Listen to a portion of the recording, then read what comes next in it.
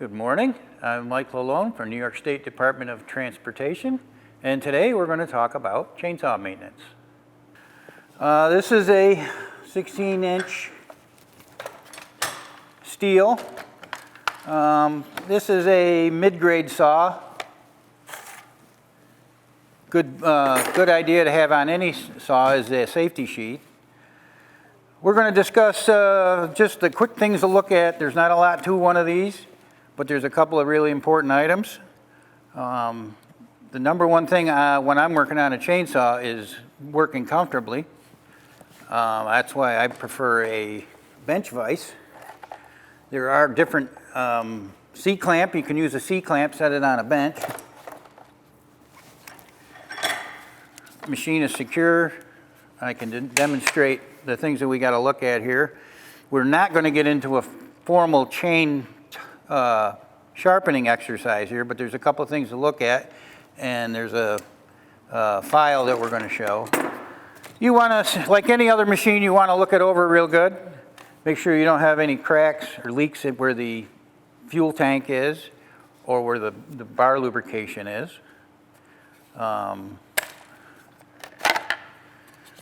Covers come off of these machines real easy.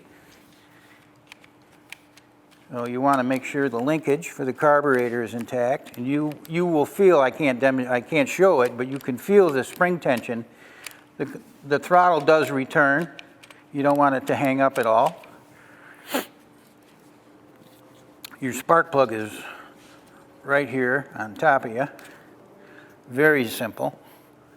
And I'm going to show this real quick because I got a new one. Beep, beep, beep, beep.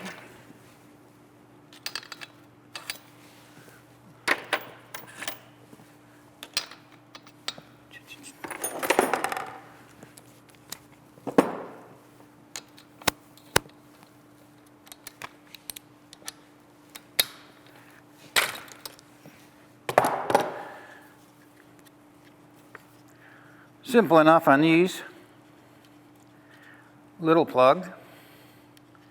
Now, I'm going to talk about two-cycle engines and spark plugs. Two-cycle engines are really fussy on the condition of the spark plug.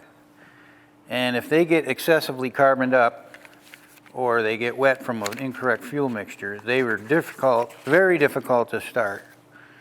And I have a brand new plug here. I just wanted to show you what the difference is between new and old. Now, of course, you want to check your gap like any spark plug. Okay, these are a lot less tolerant of fouling than like a four-cycle engine would be.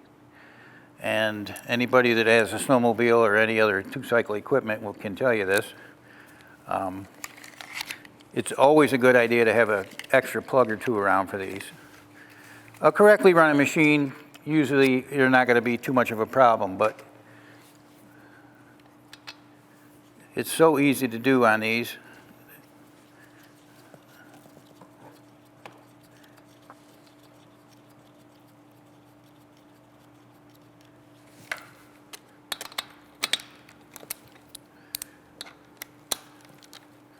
That's all there is to that. Once we get done with the engine portion of it, we're going to talk about the bar. Obviously, you want the bar to be straight, and we're going to talk about the chain. What is the proper tension on the chain?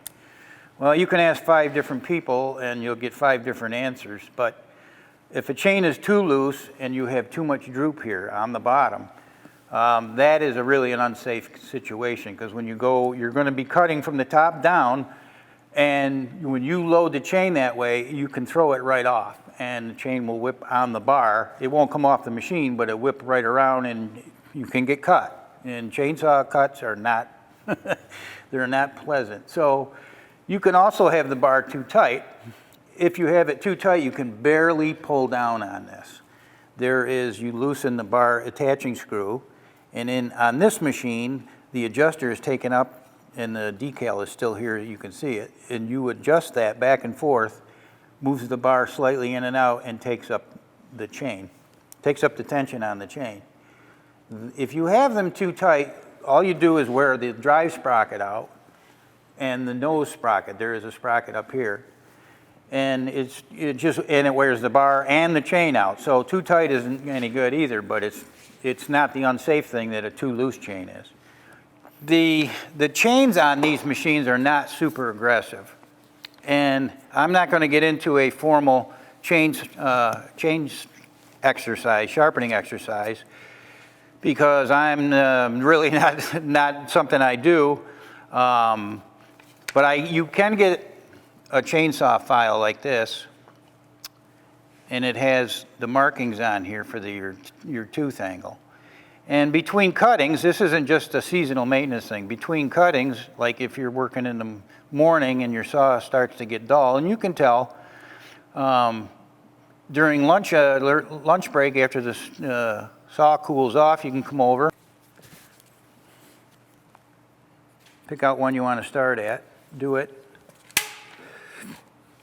and you'll go on to the next one. Go all the way around the chain until you come back to your mark.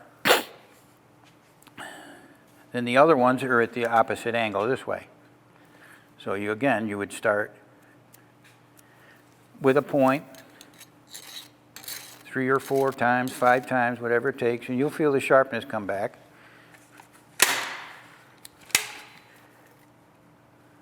Move on to your next one and go all the way around. So it takes 2 laps of the chain to do a complete touch-up sharpening. So that wraps up our chainsaw discussion. You're only going to need to spend 15 minutes on your saw, 20 minutes, going through the whole thing. And that gives you if you keep that up, the saw will give you a good life. So thanks for joining me today. I'm Mike Lalone here at the Fleet Shop.